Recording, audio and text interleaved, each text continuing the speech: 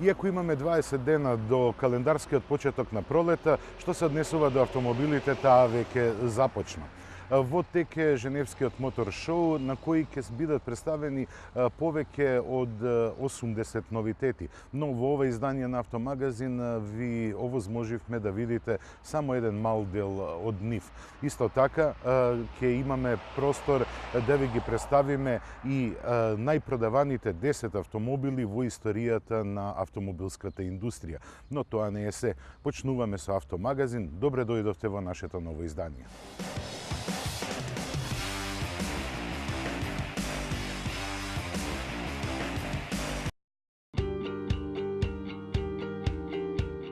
Една од премиерите на Ауди за Женевскиот мотор шоу е џебната ракета малиот S1. Иако автомобилските ентузијасти ширум светот најжално ја очекуваа новата генерација на спортистот ТТ, добар дел од нив се сетија на малиот А1, поточно на неговата уште одамна посакувана врела S верзија. Мистеријата околу представувањето на ТТ спречи предвреме да се разоткријат својствата на S1 и неговата 5-вратна спејсбек изведба, што им ги пружа погонот на сите 4 тркала. До нив 231 конј од дволитарскиот турбомотор стигнуваат преку се уште неспецифицираната трансмисија, која сигурно ќе вклучува и S-троник менуваш со двојна спојка. Заради тоа и задоволството на страстните влюбеници во огнените прстени ќе биде поголемо кога ќе слушнат дека џебната ракета е способна да забрза до 100 км на час за 5,8 секунди. Малку нема да им биде мило што електрониката не и дозволува да качи повеќе од 250 км на час, но тоа ќе се компензира со најавената просечна потрошувачка од 7 литри на 100 км. Како и останатите кватро модели, и S1 е опремен со повеќе ламелна спојка, монтирана на задната оска и електронски самоблокирачки диференцијал кој може да се исклучи. Дел од електронскиот систем за стабилност е и селективната контрола на пренесувањето на вртежниот момент кон секое тркало, што со дополнително прецизно дозирање на силата на кочење на натрешното тркало во свиоци помага малиот спортист да биде екстремно агилен. За дополнително зголемување на прецизноста во управувањето и стабилноста во критични ситуации интервенирано е и кај подвозието.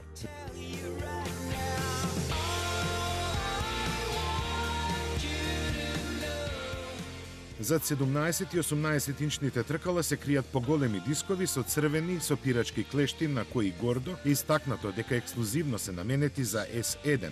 Задниот мултилинк е со 4 точки на поврзување, но регуларните верзии на A1 ќе го задржат до сегашното решение.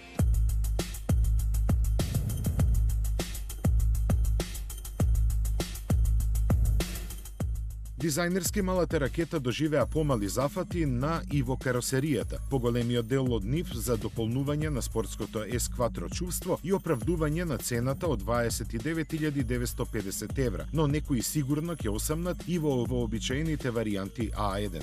Агресивноста е истакната со поострите ксенонски светла со интегрирани дневни светла со нова LED структура, браникот со мрежести отвори за воздух и сребрано обоениот централен дел на предниот спойлер.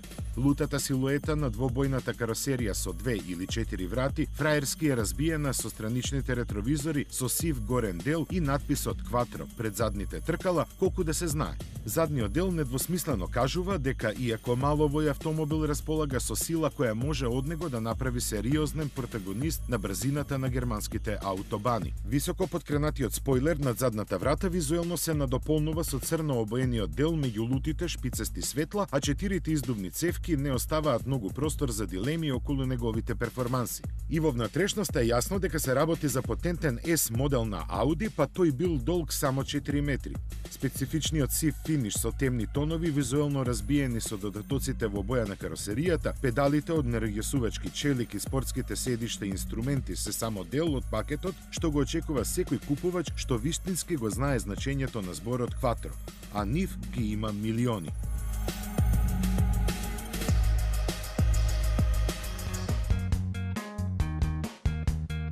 Најдобриот пакет на пазарот е во Toyota. Новиот Аури сега со дизел мотор по цена за бензински. Или одберете надграден пакет опрема по цена за основен. Но не е само тоа. Добивате и подарок алуминиумски бандажи, зимски пневматици со 50% попуст и каско осигурување. Само во Toyota. Плати помалку е новото доби повеќе. Стил и гени. Моќта се нашите гени. Новиот Outlander од 28.980 евра. Mack Autostar.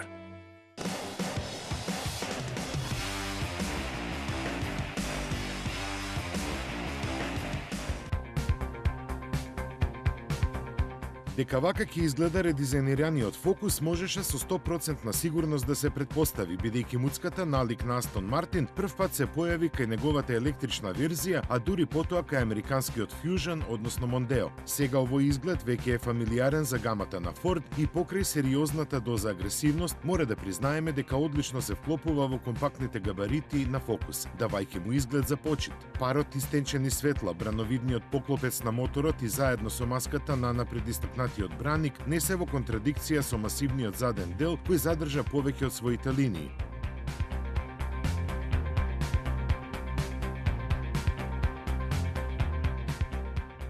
Зафатите на дизајнот во внатрешноста се во правец за подобрување на ергономијата и разобавување на престојот во неа, кој сега ќе биде попријатен со големиот 8-инчен чувствителен на допир дисплеј од новиот Sync 2 систем за комуникација со возилото. Емоциите предизвикани со изгледот ги подгреваат унапредените погонски групи кои ги вклучуваат и новите 1,5 литарски мотори, EcoBoost бензинците со 150 и 180 конски сили и TDC и дизелите со 95 и 120 коњи. Покрај веќе постоечките со 100 и 125 конски сили, Фокус ќе биде понуден и со нова верзија на малиот 1-литарски 3-цилиндричен мотор, за којот Ford велат дека ќе биде првиот нехибриден бензински автомобил кој ќе емитува помалку од 100 грама на километар јаглерод диоксид. Помали емисии и тоа за 14% ќе има и поголемиот 2-литарски дизел со 150 коњи, а во понуда, барем некое време и за одредени пазари, ќе останат 1,6 литарските бензинци со 85, 105 и 125 коњи и исто толкавите дизели со 95 и 115 конски сили. За поголема софистицираност во возењето направени се и мали, но рафинирани измени на подвозјето, системот за управување и бројни системи за електронска помош на возачите.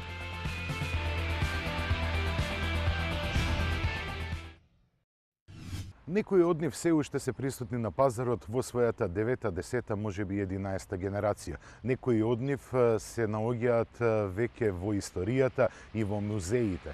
Следува топ листата на 10 најпродавани автомобили во историјата на автомобилската индустрија.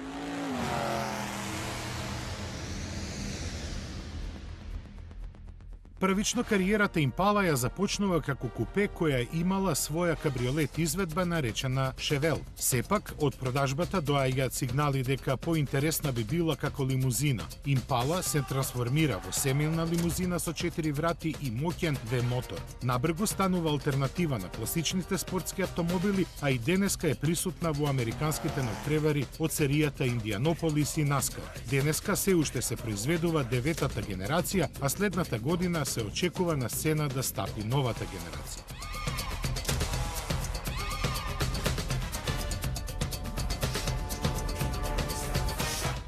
Ford Model T е првиот масовно произведуван автомобил во светот и во друштво на малкуте вистински автомобилски легенди. Токму Ford со моделот T ја моторизираше Америка поради достапната цена, издржливоста и многонаменоста. Ford T успеа да стане член на милиони американски семејства поради организацијата на работењето измислена од Хенри Форд, а потоа прифатена низ целиот свет не само во автомобилската индустрија. Освен тоа, Ford прв го воведе новиот принцип на продажба на автомобили и во Америка и Европа создаде широка дилерска мрежа.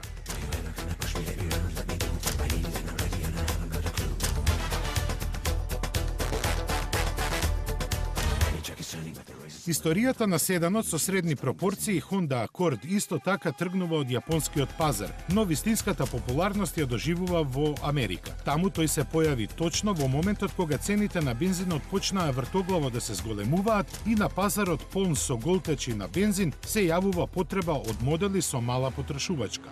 Honda Accord со дволитрениот мотор добро се вклопува во побарувачката и станува прв јапански автомобил што започнал да се произведува во Америка. Денеска американската варијанта нема многу допирни точки со своите европски и јапонски браќа и сето време се одржува помеѓу 10 најпродавани модели од онаа страна на Атлантикот.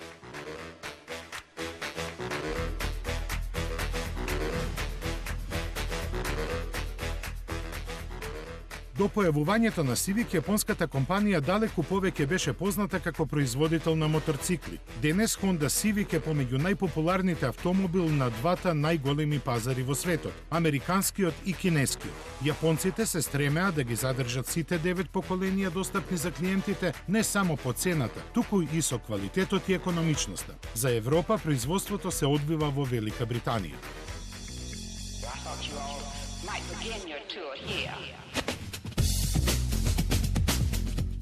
Руската класика остана во историјата со 7 верзии одбележани нумерички од 2101 до 2107.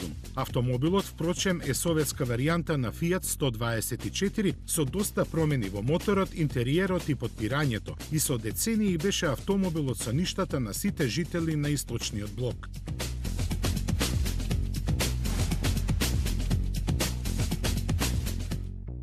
Компактниот по американски мерки автомобил беше направен за европскиот пазар, а неговиот поход започна од Англија. Ford Escort беше одговор на производителите и моделите од стариот континент на Volkswagen, Fiat и Renault, кои добро се продаваа. Колата беше како и останатите тогашни конкуренти, едноставна, економична и ефтина за одржување. Од 1981 година синиот овал се реши името Escort да го лансира и во Соединетите Американски држави, но тоа беше друг модел, поразличен од европскиот кој преживеа 5 генерации. Во својата кариера Escort стана еден од најреспектабилните рели автомобили со бројни титули, а беше сменет пред почетокот на новиот милениум со Ford Focus. Старата слава на името не им дава мир на американците и скоро ќе го видиме воскреснатиот современ модел кој го носи името Escort, а засега се продава само во Азија.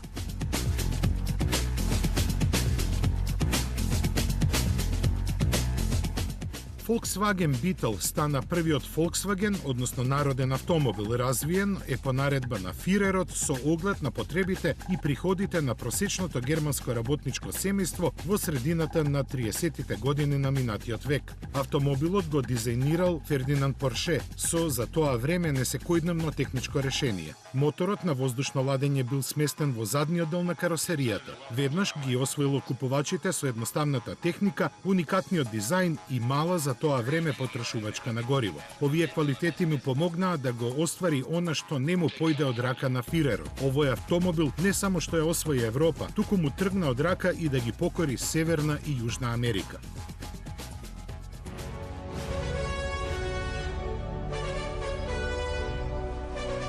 Првично замислен како наследник на култниот модел Volkswagen бубачка, создаден од генијалниот мајстор на автомобилскиот дизајн Giugiaro, на крај стана попознат и од бубачката. Дури и цела една класа возила, која стручно се нарекува сегмент C, го доби прекарот Golf класа. Несомнено најомилен автомобил на екс-југословенските простори, а со тоа и во Македонија. Името е дадено по топлата голфска струја во Атлантскиот океан. Во Северна Америка се појави веднаш по европската премиера под името Rabbit, односно зајак, а во Латинска Америка како Кариба. Со текот на годините Голф стана најважниот модел на Volkswagen и му помогна да влезе во друштвото на трите автомобилски гиганти.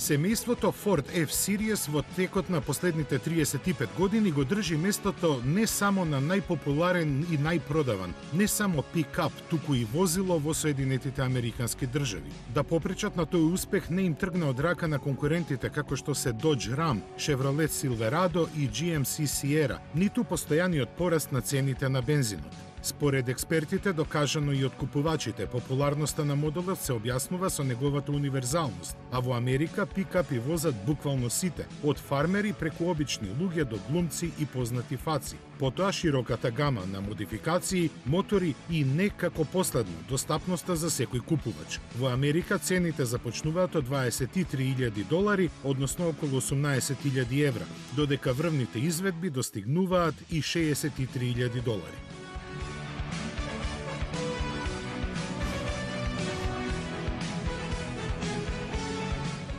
Низ текот на изминатите 48 години присутност на пазарот, Toyota Corolla е апсолутен шампион. Изградениот имидж на достапен автомобил вреден за парите кои се вложуваат, извонредната издржливост, економичноста и ниските трошоци за одржување направија денес да се продава 11-тата генерација на Corolla. Овој модел првично стана популарен во Јапонија поради компактните димензии и ефтиното одржување. Подоцна квалитетот и помага на Corolla да се пробие во Соединетите Американски држави, кои се главен виновник за реализираните милиони. Потоа се беше полесно и целиот свет беше освоен, а секој менаџер од автомобилската бранша сонува да има ваков автомобил со беџот на својата компанија.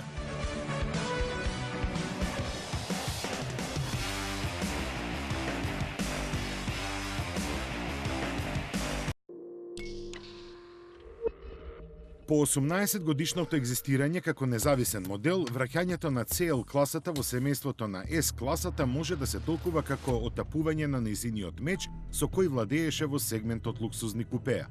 Може, но не треба, затоа што овој елитен модел со представителна естетика, како и да се нарекува, бил, е и ќе биде класа за себе. Одговорните во Мерцедес сметаат дека нема многу место за провокации во најексклузивниот дел од луксузниот сегмент. Затоа и големото двовратно купе има припитомени линии во однос на концептот, кој и онака можеше да се окарактеризира како питом. Јасно и зошто. Моделот кој досега беше познат како CL ќе има задача да ја представува сета слава на ѕвездата што ја носи. Зборувајќи со уникатен германски техно јазик, конкурентите, пред се британските, тешко можеа да разберат со кои аргументи ги убедува купувачите. А тие пак не прашуваа многу за цената, туку само со што овој модел ќе им го подобри времето поминато и во него. Затоа и кога човек по средбата со купе верзијата на S-класата ќе се соземе и ќе дојде до здив, првите зборови на кои ќе помисли како ексклузивност, безпрекорност или слично, нема да бидат доволно веродостојни за да се опише впечатокот што се чувствува. Наменет за луѓе кои знаат што сакаат и знаат како да го добијат тоа што го сакаат, ова купе не само што во целост ги задоволува, туку и надминува очекувањата што еден човек може да ги има од автомобил. Преполно, со врвни технологии од кои поголемиот дел тешко се изговараат, не дозволува некој да посака нешто, а тоа да не му биде достапно, дури и ако се работи за светла со 47 сваровски кристали. Нештата како рафинираното Magic Body Control адаптибилно ослонување, која навалува каросеријата следејќи ги свиоците, иновативниот head-up дисплеј со touchpad функција, која овозможува со цртање на буквите да се пристапи кон она што се бара и слично се подразбираат. Неговите механички карактеристики, базирани на луксузниот седан, повеќе доаѓаат до израз заради уникатниот и елегантен стил присутен насекаде, на надворешниот дизајн, во раскошната внатрешност, па дури и во багажникот во кој собира 4 торби за голф. Димензиски малку е пократок и понизок, но поширок од претходникот, со што повеќе доаѓа до израз неговата представителна појава, која остава без див. Такви ќе бидат и моторите за него, од кои во овој момент по премиерата во Женева и пред почетокот на продажбата во втората половина на годинава е познат само 1.4,7 литарскиот Biturbo V8 со 455 конски сили и 700 Ньютон метри за S500 купе.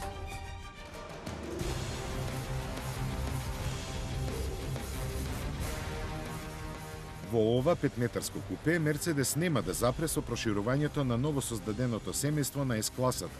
Во иднина се очекуваат уште и моделот кој засега интерно се нарекува Pullman и ќе биде замена за Maybach, како и за два големи кабриолета со 4 места, еден со 2, а вториот со 4 врати, направени според идејата на концептот Ocean Drive, прикажан уште во 2007 година.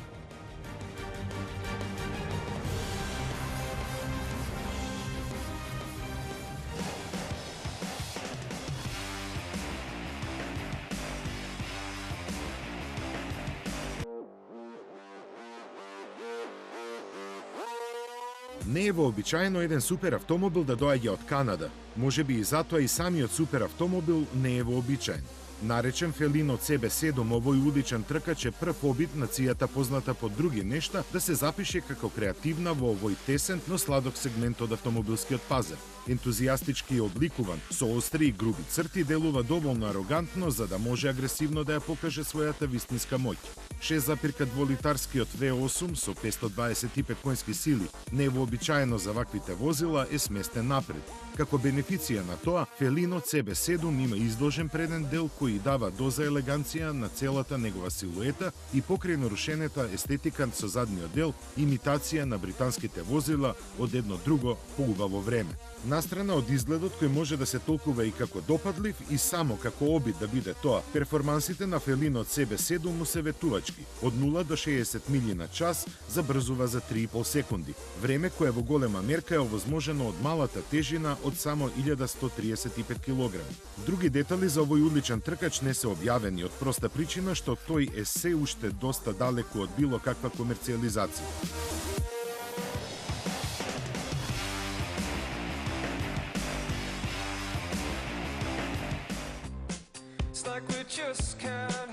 Очекуван долго време уште од раните најави за соработката помеѓу Рено и Daimler, како прво дете на новиот брак, Twingo ги има карактеристиките на своите родители. Францускиот пркос и германската дисциплинираност. Пркост затоа што спротивно на сите трендови има мотор назад, а дисциплинираност заради тоа што и покрај радикалните промени го задржа својот персоналитет. При генетскиот инженеринг што го спроведоа германските и француските конструктори, строго се внимаваше да не дојде до мутација. Од мешањето на гените се изроди подобрен производ во сите своји карактеристики и особини, кои токму затоа ќе привлече внимание на пошироката популација. Twingo, кој досега беше забавен за возење, важеше за женски автомобил. Со своето ново симпатично лице тој понатаму ќе ги освојува дамите, но ќе биде интересен и за другите. Мажи или жени, млади или стари, сеедно. Тоа што може да се пофали со своето братче, кое ќе го носи германскиот национален дрес, го поставува на уникатна позиција помеѓу малите автомобили. Уникатен му е цврстиот карактер кој му го возможи комплетно различната конструкција, благодарение на која сега има 5 врати, 3 цилиндри и една единствена цел – да ја покаже моќта на сложното заедничко работење. Освен зголемената агилност, назад сместената погонска група возможува попрактична распределба на просторот, чии прецизни пропорции Рено во овој момент ги чува само за себе.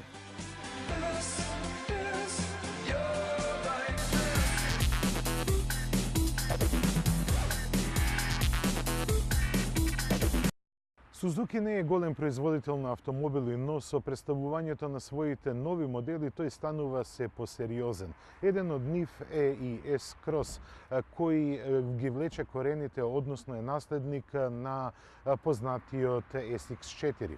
До неодамна SX4, дури се произведуваше, беше заеднички проект на Сузуки и Фиат.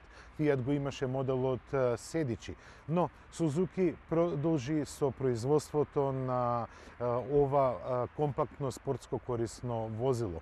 Тој не конкурира на Nissan Qashqai, но секако ќе се вклучи во борбата со купувачите на Nissan Juke. Од италијанскиот брак остана испод хлубата 1,6 литрениот мотор од 120 конски сили. Се разбира дизелаш, но во палетата на S-Cross се наоѓа и 1,6 литрен 120 конски бензински мотор. Ние на тест го имаме S-Cross во нивото на изведба, односно на опременост GLX, што представува највисоко ниво на опременост. Бидејќи е чистокрвен кросовер, ние нема да го возиме во уобичаени услови. Ние ќе го возиме на пат каде што има извонредно оштетен асфалт и се разбира ќе го возиме вон асфалт. Затоа останете со нас, следува рубриката Тест.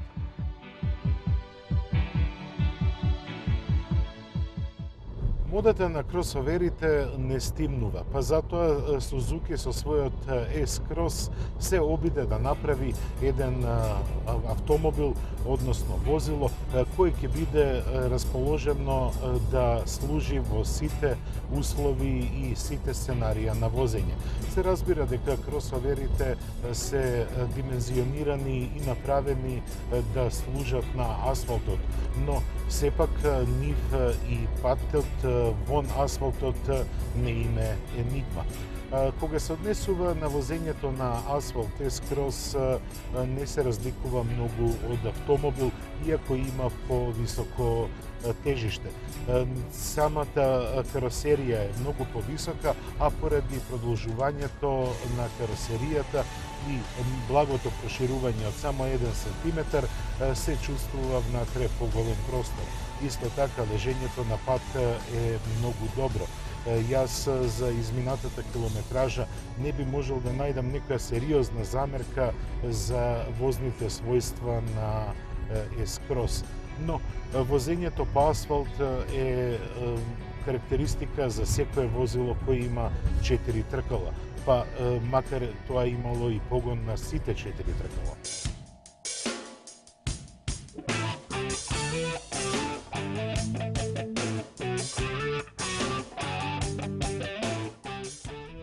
Бидејќи по вокација S-Cross е кросовер, сакав да ги видам неговите можности на неасфалтиран терен. Во првите неколку километри што ги направив, можам да кажам дека овој кросовер ги задоволува сите потреби на теренско возење, односно на возење на неасфалтиран терен. Дури и кога возите по бргу, се чувствува дека воланот одлично ги прифаќа командите, а самата каросерија многу добро ги прифаќа и оние класични усукувања на теренот кои се јавуваат поради нерамната подлога.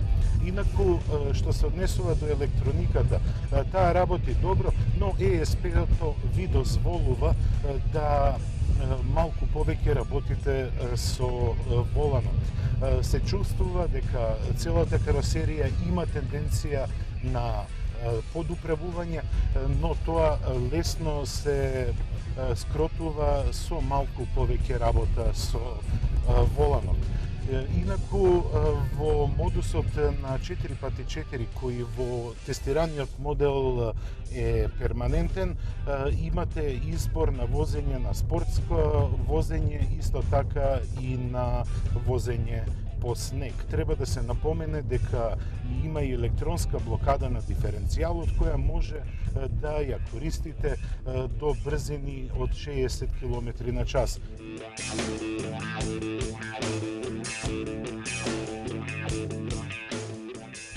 Евентуален недостаток за користење на S-Cross на посериозен терен е ниската поставеност на браникот, односно не толку доволното растојание на најниската точка на возилото од подлогата.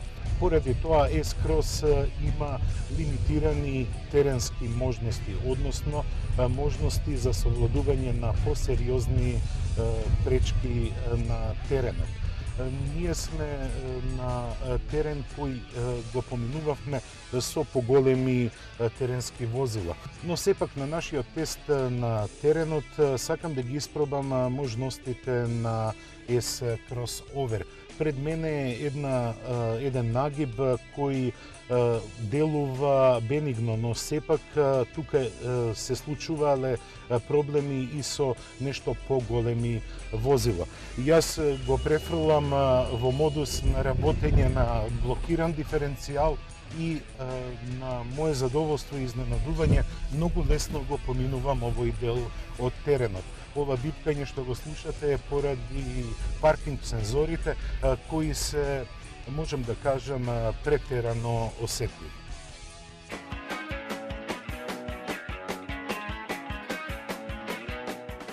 Возењето на S-Cross за мене представуваше вистинско задоволство, но и вистинско изненадување. Пред се, тој е за многу пати подобар од својот претходник. Се разбира, зголемувањето на каросеријата, потоа имплементирањето на квалитетната технологија која сега е достапна скоро за сите производители, но и апликацијата на квалитетни материјали во внатрешноста кои се извонредно прецизно склопени го зима својот данок. Може да се подсетиме дека SX4 можеше на македонскиот пазар да се купи во дизел варијанта и за 15.000 евра. Но S-Cross сега чини 23.990 евра, барем во оваа највисоката ниво на опременост со 1,6 литрениот турбодизел мотор од 120 коњи, кој е поземен од регалот на групацијата Fiat. За многу елементи во возењето на S-Cross можам само пофално да се изразам.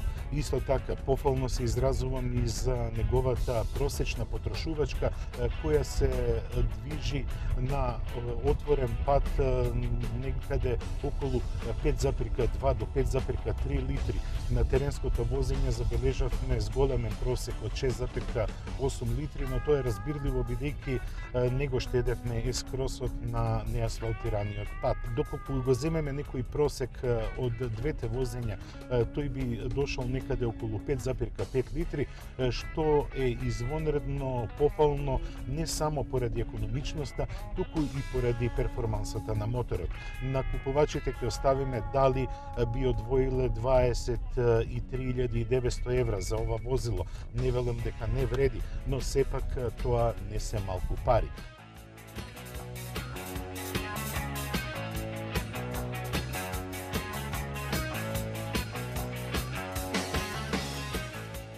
Како што најавив на почетокот на оваа емисија, Женевскиот мотор шоу е во полнек.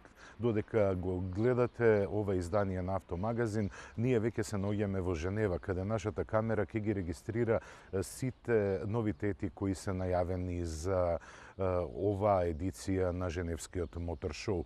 Се разбира, тука ќе бидат многу премиери, многу интересни остварувања, а што е најважно и многу интересни еколошки и дизајнерски концепти. Затоа ве поканувам за 14 дена да бидете повторно со нас во истиот термин.